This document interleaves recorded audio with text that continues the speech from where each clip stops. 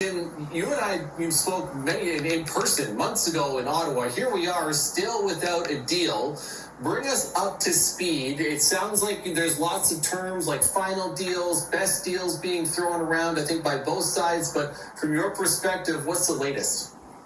Well, I think that you hit maybe the nail on the head there with the final offer. Talking to Canada Post is still saying they put an offer to members of our union.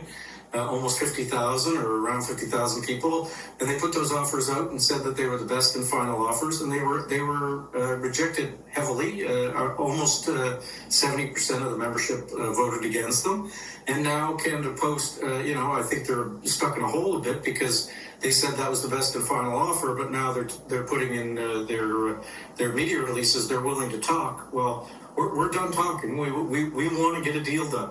And talking about it for 21 months, we should be able to get a deal done. And they say that we hardened our position and that we came with new demands. And I don't think either of those are necessarily true. There are no new demands. We've had these demands and we've switched some in and out. It's, you're playing a game of chess. This works, this doesn't. Bring those back and put other ones in. But these are demands that they knew about long ago. And to say that we hardened our position, well, 70% of the membership isn't buying what Canada Post management is selling. And they've told us what we need to do to get a contract ratified. So for you, too, and at least at this point, that's a significant number by the sounds of it, and not at least at this point. We're going on 2 years back and forth. The federal government has been involved, and clearly, and otherwise for your members. From your side right now, what is it going to take for you to get, and again, without going into too much detail, but what really needs to happen to get a deal done at this point? Well, Canada Post has to stop with the messaging that they have. Today they say they lost, or yesterday they say they lost $407 million. In the last quarter, they made money.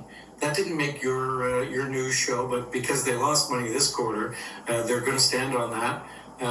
They don't, in the report, it also shows that about $300 million was pushed to Purelator, a product.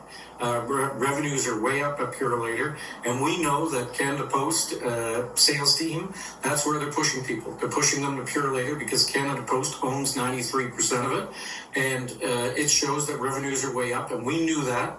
And people need to know that, and there's games being played on the side of Canada Post. So I can understand that, Jim, but what is it going to take for you to get a deal done, for Cup W to get a deal done?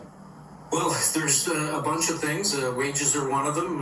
We're getting closer to where we need to be, but they're still a few percent off of where we are. Mm-hmm. And there's some health and safety issues around, people working in the dark, delivering mail instead of delivering during daylight hours.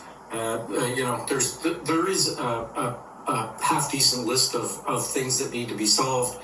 But remember that the last time we had negotiations, we signed a 2-year extension, and these things are really sticking around since 2018. So we're trying to fix problems that are existing. Jim Gallant, negotiator with the Canadian Union of Postal Workers. Thanks for the update, Jim. Appreciate this. Thank you.